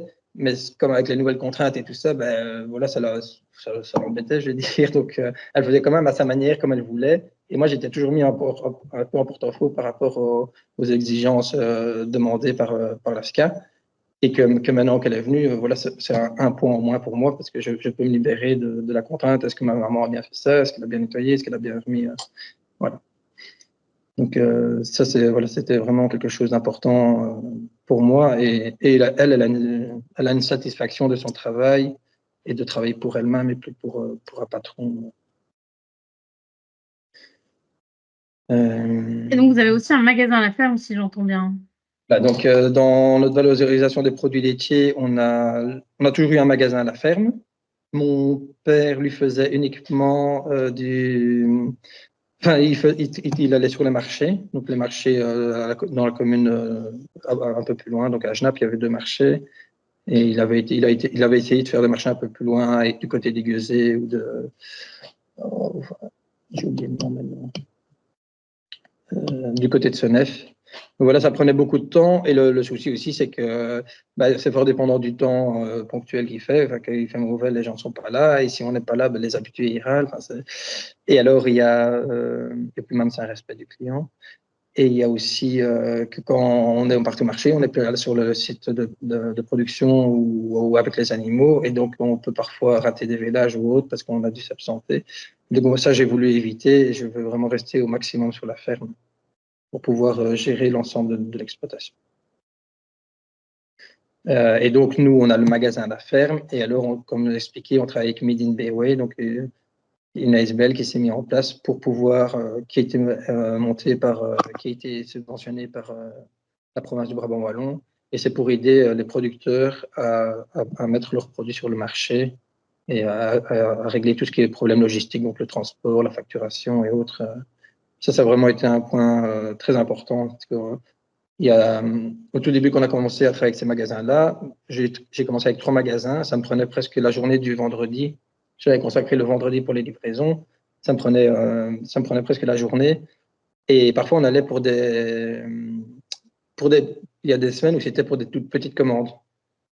Et on se rend compte, ben voilà, on passe du temps, on respecte le client, donc on va livrer pour les petites commandes. Mais mais c'était des risques aussi au niveau accident, c'était du temps perdu et voilà. Et donc on a travaillé avec Made in BOE qui eux en fait regroupent énormément de producteurs et d'acheteurs et ça permet de centraliser les produits et d'avoir une livraison à effectuer. Actuellement ça se fait le mercredi après-midi, enfin pour nous le mercredi après-midi. Et voilà, ça centralise le dépôt et eux, ils redispatchent. Et qu'on ait 50 € dans un magasin ou 300 €, ça ne change rien pour nous, on dépose là. Eux, ils prennent une marge parce qu'ils prennent un pourcentage sur notre produit. Enfin, moi, j'impose mon prix. Eux, ils augmentent le prix de 15% pour tout ce qui est logistique. Et après, le magasin voilà, met son prix final. Mais les 15% ne valent pour moi, c'est même pas assez par rapport à ce que ça me coûtait à moi quand je vais le faire moi-même. Si j'étais pas passé par mes lignes. Voilà. Et donc 15 vaches à la traite, vous séparez le lait vous séparez la crème du lait, mais matin et soir ou comment? Ça fait un peu plus d'1 an maintenant que j'ai commencé à. Donc, anciennement, je trayais une dizaine de bêtes matin et soir. Et on a une vieille installation, mais comme voilà, nous on a besoin d'une quantité de lait par jour et pas une production intensive puisqu'on valorise notre lait. Et donc je travaillais matin et soir pendant 10 ans. Et l'année passée, j'avais une stagiaire qui était venue et qui m'a remplacé quand j'avais de boulot au champ. Et donc je m'étais déjà mis en question sur comment évoluer parce que je voulais pas être comme mes parents liés à la traite matin et soir toute la vie. Et je dis on a besoin de changement dans notre métier, on a besoin d'évolution pour pouvoir profiter de son métier et de continuer à bien le faire. Et donc ici, je m'étais dit, ma première idée avant mes 40 ans, c'est que je voulais investir dans un robot de traite pensant que ça allait me faciliter la vie. Mais après, je réfléchis plus loin. Je me suis dit que c'était des investissements au niveau bancaire. C'était plus de travail au final parce que je devais traire plus de vaches pour valoriser le robot. C'était tout ce qui était consommation d'électricité, d'eau qui allait se rajouter. En fait, tous des frais que j'allais m'imposer et des investissements sans avoir plus de confort de vie, à part, oui, je ne m'installais plus en dessous de la vache, mais j'aurais eu un autre emploi du temps. Et après le passage en fait de l'étudiant et en regardant sur Internet, j'avais déjà vu des exploitations qui créaient en monotraite. Et donc je me suis dit, en fait, ça me coûte rien d'essayer. Et donc je me suis dit, au lieu de tarir des vaches un peu plus tôt, j'en ai gardé un peu plus. Et j'ai commencé à la monotraite comme ça. Et pendant 15 jours, ça a été dur. Franchement, je le sentais pas trop. J'ai eu un peu de mal à l'accepter. D'abord, parfois même par l'ego, on a toujours fait ça comme ça. Enfin, voilà, de nouveau un changement et on le fait pas spécialement volontiers, mais et puis voilà, maintenant j'ai pris le pli. Donc j'ai dû augmenter le nombre de vaches à traire parce que bien sûr j'ai une diminution de rendement de lait qui s'estime à environ 25%. Donc anciennement, mes vaches, elles ont toujours été, donc actuellement elles sont en bio. Avant elles étaient en conventionnel, mais on les élevait quasi comme du bio. Donc on n'a jamais poussé les vaches en production. Donc les vaches chez moi, quand je les trayais en double traite, les meilleures donnaient une quinzaine de litres par jour. Et maintenant, on tourne plus à une histoire les meilleures, elles donnent à 12 litres, mais la moyenne est de 10 litres de lait par jour par vache. Mais elles sont nourries qu'à l'air. Elles sont même du préfané, des mélanges de trèfle et lucerne. Mais elles n'ont pas de concentré. Elles ont juste un tout petit concentré, mais c'est vraiment comme appât pour les faire rentrer dans l'étape de traite. C'est même pas pour augmenter la production de lait. C'est que si je leur donne les concentrés dans l'étape de vache, elles vont regarder. Je n'en rentre pas. Quoi. Voilà. Et donc aujourd'hui, voilà, j'ai une dizaine de litres par jour par vache en moyenne. Et ça m'a permis d'avoir un confort de vie. Et demain, enfin, mon objectif, avec mon épouse arrêtée, on va sûrement traire plus parce qu'on a envie on a une demande dans la production. Mais je ne recommencerai pas en double traite parce que là, en fait, la monotraite m'a vraiment permis de me libérer du temps pour mieux réfléchir, pour passer du temps en famille. Et ça m'a soulagé dans mes réflexions, dans la gestion de la ferme, parce que Donc, une grosse journée chez moi, c'est la traite le matin, une école qui arrive vers 9h30, elle repart vers 3h. Terminer les animaux si on n'a pas su terminer de les nourrir correctement, repartir au champ, soit pour les fourrages ou pour ensemencer, puis après revenir pour la traite, et après soit repartir au champ où je me dis c'est bon, je m'arrête pour aujourd'hui. Et donc voilà, c'était des journées à rallonge qui n'en finissaient pas. Et depuis que je suis en monotraite, en fait, toute la traite, je passe plus de temps, je mets plus ou moins 1h30 au matin qu'avant je mettais 1 heure. Mais voilà, une fois que la traite est finie, c'est hors de ma tête pour la journée. Je n'y pense plus et ça me permet voilà, d'avoir ce souci-là en moins. Comme on écrème tout, parce qu'en fait, comme on transforme tout à la ferme, on n'a jamais eu de temps qu'à lait pour conserver le lait. Donc, moi, je devais écrémer matin et soir. Donc, c'était le nettoyage de la machine de l'écrémeuse 2 fois par jour. Ça, c'était, voilà. C'est vraiment beaucoup de contraintes pour peu de profit au final, quoi. Et voilà, je me suis dit, je sais qu'il ne faut jamais dire jamais, mais pour que je revienne en double traite, il faudrait vraiment qu'il se passe quelque chose de grave, je vais dire. Je préférerais traire 30 vaches au matin que de me mettre à traire 20 vaches 2 fois par jour, ça c'est clair. Ouais. Et donc, vous disiez 2 semaines un peu compliquées lors du passage en monotraite, compliquées pour vous, et les vaches, ça se passe comment Les vaches, comme j'expliquais, la manière dont je nourris les vaches, c'est intensive, donc je n'ai pas des vaches hautes productrices, mais dans mes vaches, ce sont des vaches normandes, des vaches Montbéliard ou des mixtes. J'ai 2 vaches qui ont un peu plus, je revoyais que j'avais plus vite des matons en début de traite où j'avais vraiment bien évacué les premiers jets pour faire partir. Mais voilà, maintenant, ça fait 1 an, dès qu'elles veulent, je les mets tout de suite en monotraite, je ne chipote pas pour. En fait, je les habitue tout de suite à traiter qu'une fois par jour. Et donc, voilà, la première étape, les 15 premiers jours, j'avais aussi dur que les vaches, je pense, parce qu'on a ses habitudes, en fait. Et donc, j'avais l'impression parfois de me tourner les pouces. Parfois, j'avais l'impression qu'il y avait les vaches, les meilleures vaches, et j'avais peur qu'elles aient mal. Et c'est même pas les meilleures vaches qui ont eu des problèmes de lactation chez moi. Enfin, c'est pas la plus petite, mais voilà. Les bonnes vaches n'ont même pas trop été frustrées du changement en monotraite. Et alors, aussi, le fait que je m'étais dit que pourquoi pas passer en monotraite, c'est que, comme j'expliquais mes grosses journées, parfois, je travaillais à 7h du matin et il était minuit, 1h du matin, quand je recommençais à traiter la traite du soir, en fait. Parce que j'étais parti au champ et que je voulais pas m'arrêter parce que je sais que le problème, souvent, quand la traite est souvent synonyme de fin de journée. Et donc, si la nuit était plus tôt, j'ai du mal à ressortir. Puis, enfin, voilà. Et donc j'avais déjà un horaire assez pas fixe du tout, variable. Et quand je voyais que les vaches ne se pressaient pas à venir à la traite, elles n'attendaient pas devant la salle de traite pour la traite, je me suis dit, voilà, pourquoi pas essayer, on va les chercher, donc c'est que ça ne les dérange pas, enfin, je ne suis pas dans leur corps, mais si elles étaient vraiment dérangées, elles seraient toutes là et elles disent, bon, Damien, tu viens nous traire, quoi.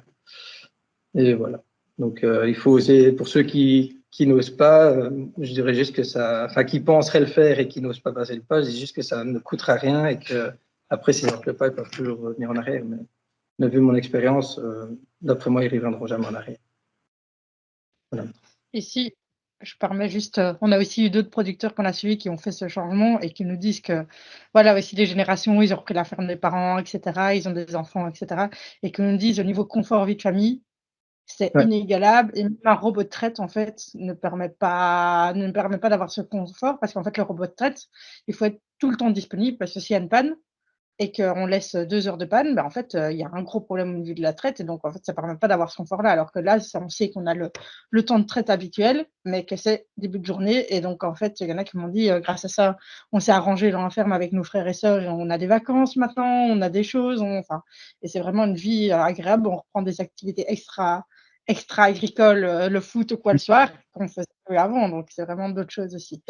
Après, il faut bien y penser parce que c'est vrai que ça dépend en fonction, mais ça peut amener des mammites ou des choses comme ça et donc ça, il faut bien y réfléchir, bien le faire, intelligemment et quitte à il y a le comité du lait, je sais qu'il y a moyen d'avoir de l'aide aussi pour la transition et donc il y a des structures qui aident justement pour ce genre de transition, pour essayer que ça se passe, au mieux possible pour tout le monde.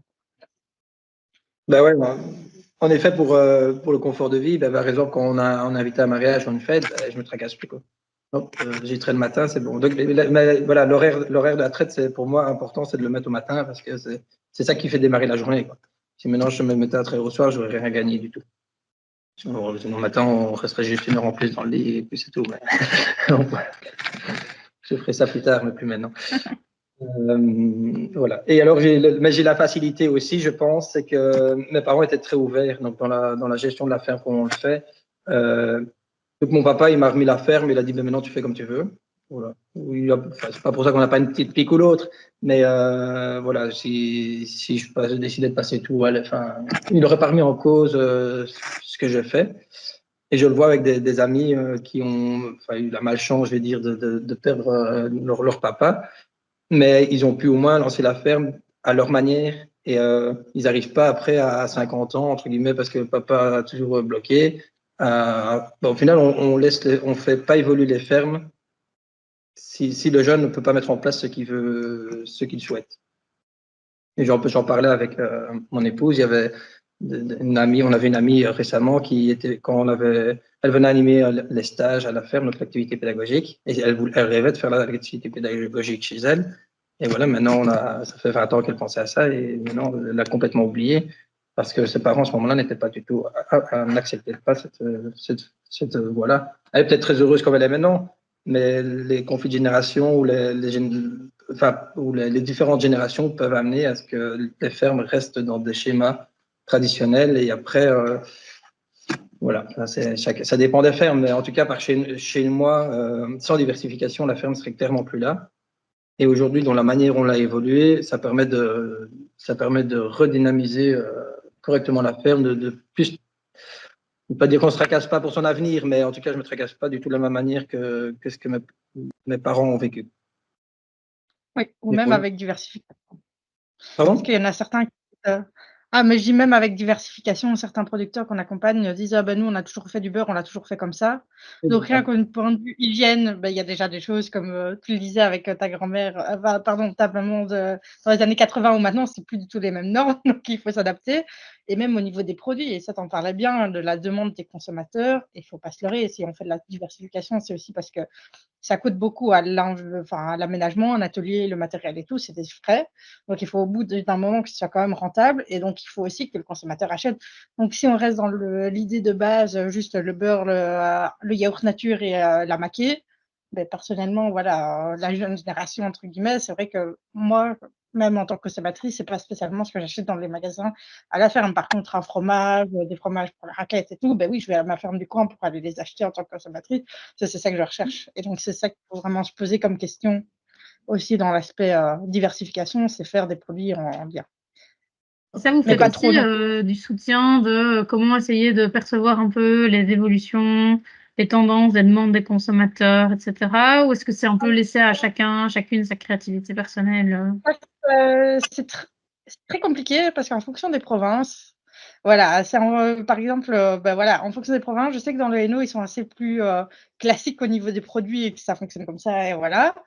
Brabant wallon, je pense qu'il y a la Florence Bruxelles où c'est quand même, très, très, très, très dans l'innovation. Après, on a nos pôles fromagers, donc dans tout ce qui est laitier, ils sont tout le temps en train de se former, et je sais qu'à l'EPAS, qu'ils ont été faire une formation l'année passée en mozzarella, donc vraiment, ils essayent de toujours innover. On a un événement annuel, les rendez-vous de la diversification. Cette année, on avait justement un atelier qui était sur les innovations de fromagerie et tout ce qui était en lien avec le skyr, le bazar, qui sont des produits qui sont en train d'émerger complètement. Donc on essaye. Maintenant, on essaye dans les conseils que nous on donne, d'avoir des bons conseils. Donc si on n'est pas encore au top du top pour pouvoir conseiller les Ouais. producteurs, on ne va pas non plus annoncer. On fait des recherches en même temps qu'eux. Des fois, on accompagne des producteurs pour nous-mêmes apprendre, etc. Par les pôles technologiques. Je sais que mon collègue, même au niveau du fruit et légumes, ben voilà, il apprend aussi, des fois en allant accompagner des producteurs sur des nouveaux produits. Mais on essaye vraiment de se perfectionner au fur et à mesure pour répondre au mieux aux besoins qui sont actuels et pas ceux d'il y a 10 ans, quoi. Mais donc c'est toujours une évolution. Et Yeah. pardon, vas-y. Oui, je voulais juste signaler aussi, nous, pour attirer les gens, parce que donc il y a les gens qui viennent acheter les produits, mais on vit beaucoup avec des gens de passage. Et donc, nous, on a la chance d'être à proximité de Bruxelles, ou enfin, pas dans de grandes villes en tout cas. Et ce qu'on fait, on joue sur les animaux présents dans la ferme pour attirer les gens. On attire énormément de familles. Et on donne accès à libre à la ferme, mais on demande de repasser par le magasin. Et donc, on donne un service en plus du produit qu'ils pourraient acheter. Il y a certains qu'on arrive à fidéliser. Il y en a d'autres qui sont juste de passage, mais le passage est régulier, je vais dire, et il y a une tournante. Et donc, ça permet aussi de bien valoriser ces produits à la ferme. Donc, il y a le produit en lui-même, même s'il est bon, il faut arriver aussi à attirer le consommateur. Il ne faut pas se limiter juste sur la qualité du produit ou de la diversité qu'on a. Il faut aussi aller trouver un moyen d'attirer les clients chez soi. Et c'est pas toujours évident, mais voilà, nous, l'aspect aussi très positif du retour de mon épouse, c'est qu'elle fait beaucoup de communication sur Facebook. Et alors, bah, on a un nouvel animal, on a un petit veau. Et là, on met la photo et alors elle remet régulièrement des photos des nouveautés, des produits ou des nouveaux parfums qu'elle a fait en glace ou autre. Et ça permet de dynamiser et d'attirer les gens au magasin de la ferme. Donc il y a le produit en lui-même, mais il y a aussi la manière d'attirer les gens, d'essayer de fidéliser. C'est vraiment nous, ça c'est notre pôle représenté par Accueil Champêtre qui aide justement à tout, aussi pour toute cette question-là, mais c'est hyper important parce que même si on fait un bon produit de nos jours, si on n'arrive pas à faire une pub correcte autour du produit, en fait, on l'oublie et on prend nos mauvaises habitudes, peu importe le produit a beau être le meilleur du monde, ben, en fait, on va prendre la facilité et c'est un peu maintenant la génération qui le fait où on court partout, mais c'est ça qu'il faut rappeler toujours aux personnes qu'on existe d'une manière ou d'une autre avec une bonne communication. Et d'où aussi le travail avec les grandes surfaces, bah, il n'y a rien à faire. Il y a tout à portée de main. Et si on est présent là, voilà, il y a un public qu'on peut toucher là-bas qui ne se déplacerait jamais chez nous. Et justement, tu mettais en avant dans ton discours le rôle de Made in Bewe dans l'interface comme ça entre les producteurs et les grandes surfaces. Est-ce qu'il y a d'autres intermédiaires pour d'autres provinces? J'imagine que du coup, Made in Bewe, c'est lié au Bewe. C'est ça. Mais donc, est-ce qu'il y a d'autres interfaces? Du côté de après, j'oublie tout le temps les noms, je suis un peu Oui. pour ça. Mais il y a beaucoup de plateformes comme ça qui se sont mises en place pour aider les producteurs à dispatcher. Mais je sais que du côté de Liège, il y a vraiment une grosse plateforme aussi. Je ne sais plus comment ça s'appelle. Je sais pas Mais si ici, il y a le collège des producteurs via l'interface. En fait, ils ont eu depuis 3 ans, je pense, à quasiment en même temps que je suis arrivée. Ils ont une interface producteur-distributeur. Et donc, ici, leur idée, c'est vraiment de faciliter cet aspect entre des producteurs et d'autres professionnels. Je sais que la PACWE travaille aussi. Ils ont lancé le Je clique local, mais tant pour les particuliers, mais que pour les professionnels, pour pouvoir s'approvisionner chez d'autres professionnels. Après, voilà, nous, on a toujours cet aspect, c'est très bien de vouloir faire tout ça et de s'approvisionner, mais n'oubliez pas de vérifier toujours les statuts des autres professionnels, les chiffres d'affaires et tout, parce qu'en fonction, il faut faire d'autres aménagements au niveau de l'AFSCA. Et en produits laitiers, ben voilà, il y a des fois des changements d'autorisation agrément qui sont totalement accessibles. Mais par contre, en viande, c'est vraiment un autre niveau de contrôle, des contrôles payants, 4 fois par an, etc. Donc, il faut quand même bien y réfléchir avant de se lancer. Et donc, tout ça, c'est à réfléchir. Et il y a aussi, donc, dans l'interface producteur-distributeur du Collège des producteurs, ils avaient proposé cette année, je ne sais plus si c'est encore en cours, mais ils ont lancé, c'était une plateforme, un réseau social français qu'ils ont lancé pour la Belgique aussi, La Charrette. Et en fait, ils offraient 1 an de login gratuit via le Collège des producteurs et l'interface. Et en fait, c'est une interface qui permet de dire, ben voilà, moi je suis producteur, j'ai mes œufs, je fais ma tournée du jeudi entre ce truc, celui-là et celui-là. Ben, est-ce que ça intéresse quelqu'un que je prenne les produits sur le passage? Et donc, c'était vraiment l'idée, c'est d'avoir un réseau social pour des producteurs pour mutualiser un peu les aspects logistiques. Donc voilà, ça existe, ça existera encore toujours. L'idée, c'est de le prolonger après, mais voilà, sans subventionnement régional wallon pour le logging. Mais voilà, il y a des choses qui existent sur toutes les provinces. Je sais qu'au Luxembourg, ils ont aussi des choses bien faites. Eno, ils ont le Eno développement qui est quand même bien actif. Je ne pense pas au niveau logistique, mais plutôt au niveau communication, ils sont vraiment voilà, l'année passée, il me semble qu'à Libramont, ils sont venus avec plein de producteurs de Hainaut Développement avoir un truc dans le pôle saveur à la foire de Libramont pour montrer leurs produits parce que peu importe de quelle province on vient, il y en a beaucoup qui se retrouvent à Libramont. Donc, c'était aussi une vitrine pour eux. Donc, voilà, toutes les provinces ont un peu leurs initiatives. Chacun leur sauce, des fois plus parce que c'est logistique, plus communication, ça dépend un peu des politiques qui sont mises.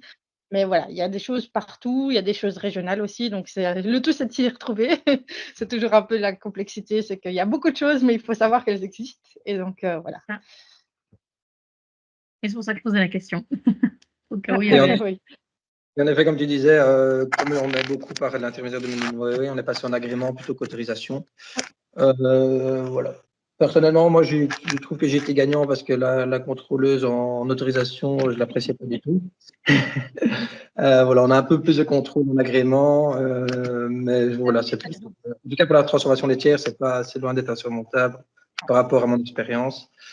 Voilà, c'est l'important en fait, c'est d'avoir déjà un locaux de base adéquat. Donc c'est ça. C'est l'avant. Donc moi, j'avais la chance que mes parents avaient déjà effectué la transformation à la ferme. Voilà, l'inconvénient, c'est que les locaux n'étaient pas parfaits. Donc, en fait, c'est important de bien démarrer, et même si ça a toujours un coût et c'est parfois pas évident, mais une fois qu'on est bien installé, on peut avancer tranquille. Que si on veut parfois trop bricoler, ben ça a été un peu mon cas, ben on se fait taper sur les doigts ou on est ralenti et ça donne d'autres contraintes, ou alors on se retrouve avec des microbots qu'on n'aurait pas dû avoir et qui nous font faire des analyses supplémentaires qui nous coûtent aussi très cher. Et donc, voilà. L'idéal, si on veut se lancer en diversification, il faut vraiment, je pense, j'avais insisté sur la qualité de l'atelier et pour pouvoir être tranquille après. Nous, en général, ouais. Nous, quand on fait du conseil atelier, c'est vrai que notre manière maintenant de voir les choses, sauf si la personne nous dit qu'elle est sûre et qu'elle, sa valeur, c'est de vendre que chez elle et être sûre. Mais maintenant, on conseille plutôt toujours d'avoir l'équipement pour pouvoir passer, si un besoin se fait en vente en direct, donc B2B, agrément, ou juste dans le secteur de la transformation. Et en fait, au niveau du laitier ou des autres transformations, la seule chose réellement concrète qu'il faut et qui n'est pas obligatoire quand on est en vente directe, et c'est un sas d'entrée en fait.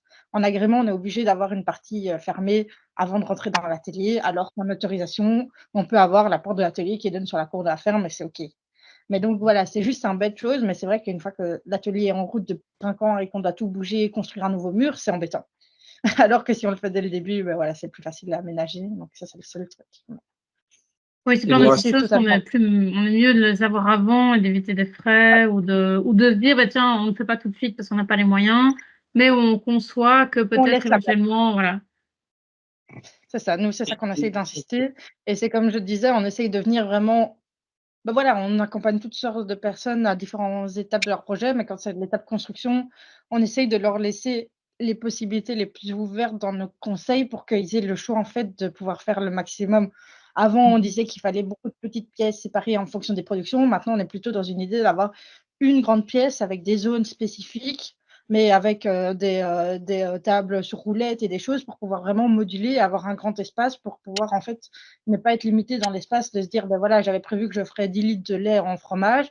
Ah, mais mince, maintenant je suis à 40 et donc la pièce que j'avais prévue pour faire mes fromages est beaucoup trop petite. Non, voilà. Et donc ça, c'est vraiment dans l'idée, la conception où il faut vraiment réfléchir, se peser et voilà.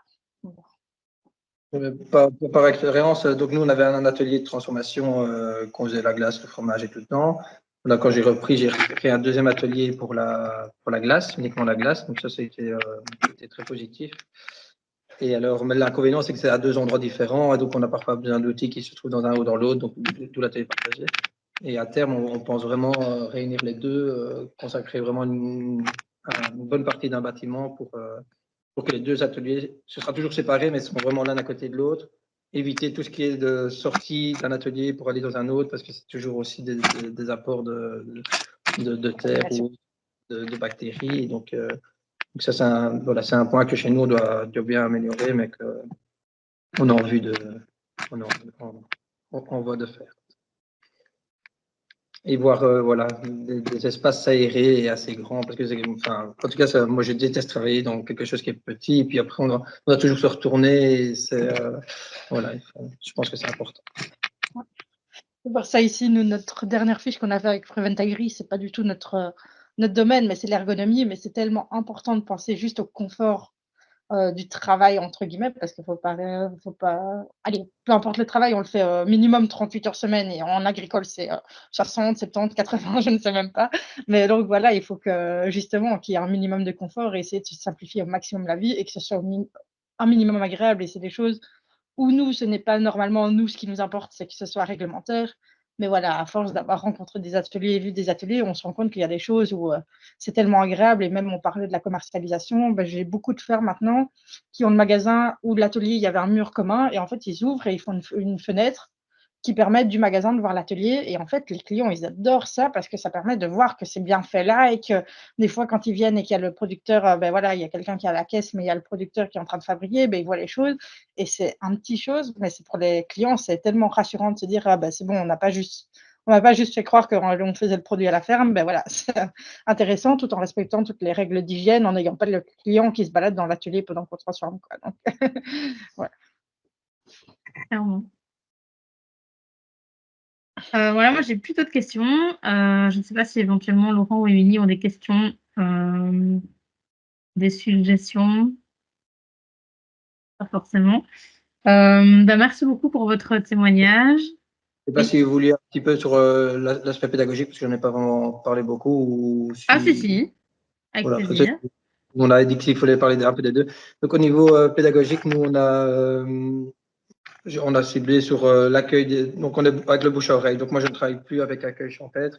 Voilà, mes parents travaillaient, ils avaient bien lancé. Et, en fait, on a eu tellement de boulot. Comme j'avais dit au début de mon exploitation, j'ai un peu recentré les activités.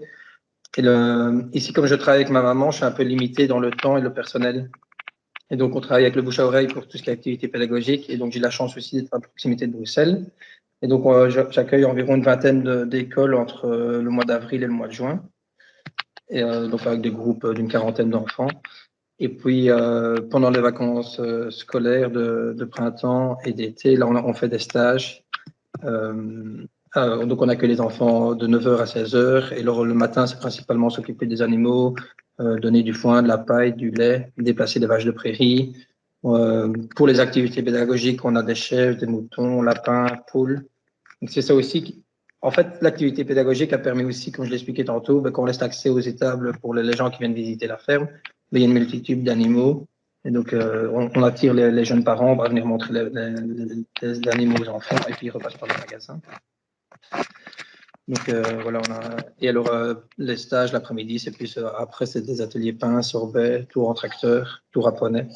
Voilà, en général, ils sont ravis. Et c'est aussi une manière indirecte de faire connaître ces produits en vente directe. Voilà, c'était un peu bref, mais c'était pour être un peu plus là-dessus. Parce que j'imagine pour comme avoir un peu la fibre pour animer des groupes d'enfants comme ça, réussir à capter leur attention, ne pas les mettre en danger, enfin, qu'ils fassent pas des bêtises parce que c'est souvent des milieux qu'ils connaissent pas. Mes parents l'ont fait ils n'avaient pas le choix, par obligation. Mais je trouve que quand on est en vente directe ou qu'on est dans des activités pédagogiques comme ça, on peut mettre un prix juste de notre travail. Et donc, oui, peut-être il faut essayer d'avoir la fibre ou quoi, mais au moins on n'est pas dépendant d'un industriel qui nous impose un prix ou que en fait, dans mon métier, quand j'ai repris, la première chose qui m'a choqué, c'est qu'on se dit qu'on est indépendant, mais on n'est pas du tout indépendant. On est au niveau des normes ASCA et tout ça, c'était assez, comme j'expliquais, les contraintes avec ma maman et moi-même. Donc, c'était assez difficile au début à se mettre à jour, je vais dire. Parce qu'avec ma maman, voilà, ils étaient un petit peu plus laxés, je vais dire, parce que voilà, c'était le contrôleur. Maintenant, voilà, la jeune génération devait se mettre au pas correctement. Mais quand on travaille, quand on est, voilà, donc les normes, les papiers et alors l'aspect indépendant que j'étais pas du tout. Et donc ici, en nourrissant mes bêtes à l'herbe, donc je ne dépends plus des engrais pour mes prairies et tout ça parce que je fais avec des légumineuses et tout ça.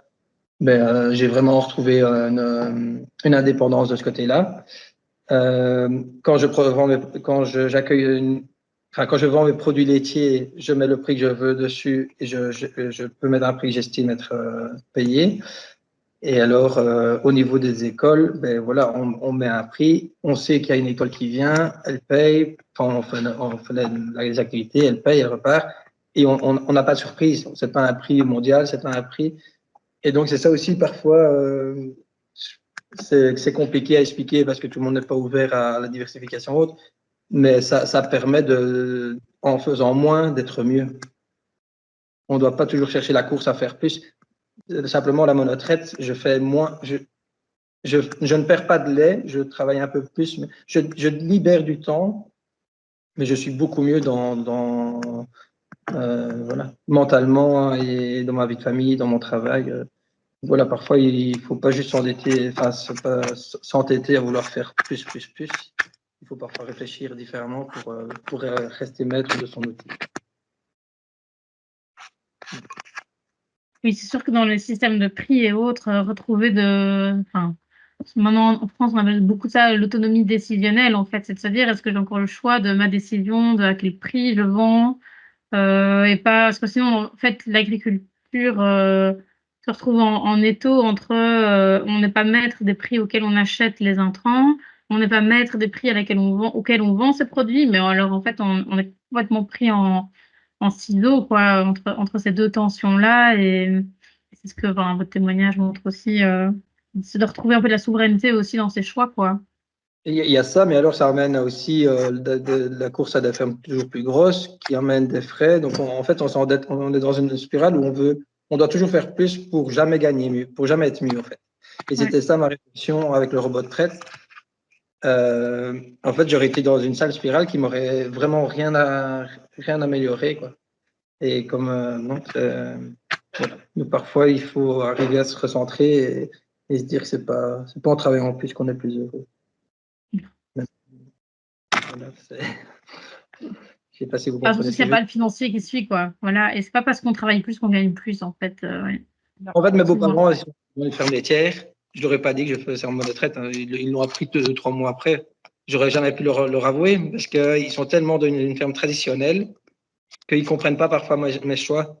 Mais ils ont une ferme beaucoup plus grosse en termes de surface et de production de lait et tout ça. Mais je pense pas qu'ils gagnent mieux la vie que moi. Je suis même pas. Voilà. Parfois, j'aimerais voir presque les comptabilités pour dire, bah, tiens, est-ce qu'il vaut mieux avoir 35 hectares et traire 20 vaches ou en avoir 70 et 120 hectares? Ouais. Ben justement, au niveau comptabilité, vous vous êtes fait conseiller pour choisir le prix de vos productions ou comment? Non, bah après on regarde toujours un petit peu ce qui se passe chez les autres. Et puis alors, ça c'était la première approche avec mes parents, je vais dire. Après, moi, je me suis toujours dit que je voulais vendre mon litre de lait à 1 euro. Donc, maintenant, il est à 1,20 €, mais au début, c'était 1 euro. Excusez-moi, je vais juste.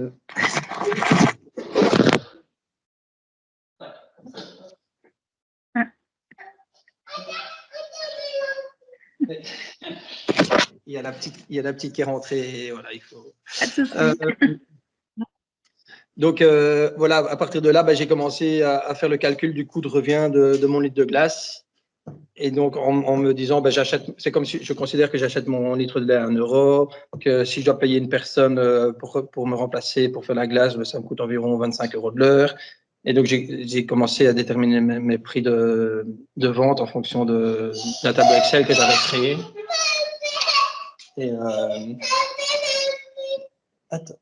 Et voilà, et c'est comme ça qu'on a établi nos prix de vente.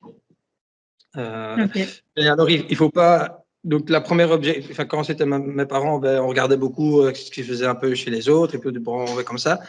Mais c'est pas du tout cohérent, parce que parfois, on a trop tendance à se baser sur le prix. On dit, ouais, mais le client au final va trouver ça cher. Mais bon, il trouve peut-être ça cher, mais si on le fait moins cher. Livy, sur le côté. La montre, regardez, elle est toute mignonne, hein, mais.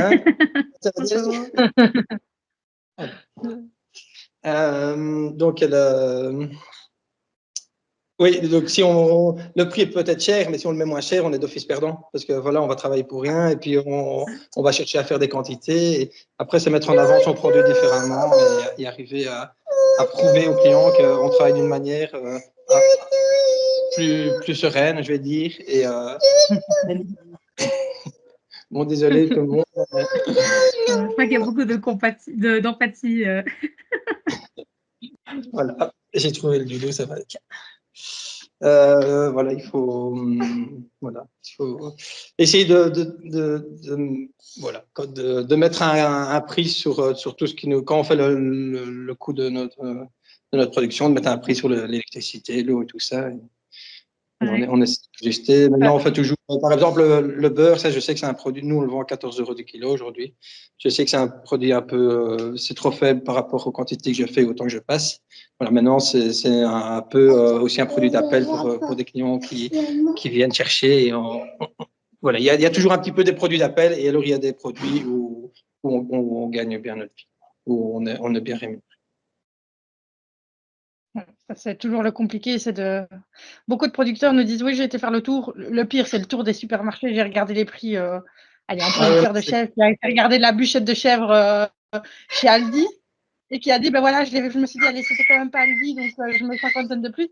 Et à un moment, il faut quand même assumer que le travail, l'investissement et tout, il y a des prix différents. Et donc ça, c'est vraiment une chose à calculer et que chaque ferme est différente. Et donc, c'est normal qu'on n'ait pas les mêmes prix que le voisin. Oui, exactement. C'est pas grave. C'est bientôt l'heure de manger. Hein. Voilà.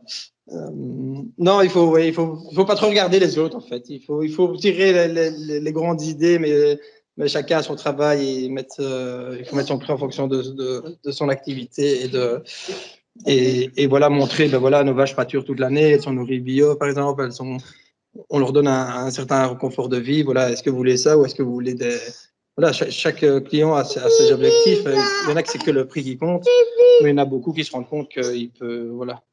On peut mettre de l'argent dans des alimentations pour faire vivre voilà, et éviter les industries, si même si elles sont indispensables. Bah oui, c'est très intéressant. Non, parce que je ne crache pas du tout sur les industriels. Il y a vraiment une demande, il y a un besoin, je pense, pour la population. Maintenant, voilà. Il y a de la place pour tout le monde, je pense. Il faut arriver à la